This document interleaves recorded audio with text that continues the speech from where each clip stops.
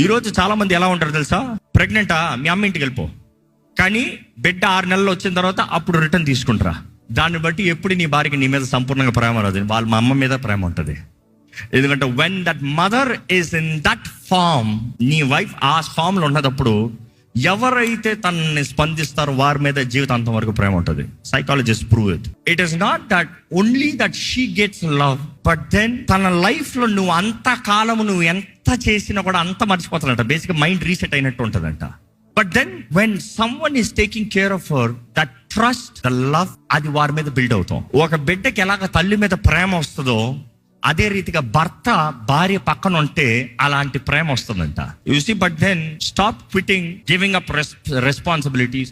అమ్మా నాకు అవ్వదబ్బా, నా వల్ల చేయదు, నాకు చేత కాదు. దేవుడు చేత కానిది ఏం చేయలే. ఎందుకంటే దేవుడు ఆదామని అవ్వని చేసినప్పుడు అవ్వకి మరలా మదర్ని చేయలే. అవ్వ గర్భం ధరించి కన్నదప్పుడు ఎవరున్నారు? ఆదామే. సో ఈ రోజుల్లో నాకు తెలీదు అని చేతులు ఎత్తేస్తారు. జాగ్రత్త. I would say every man to be the head.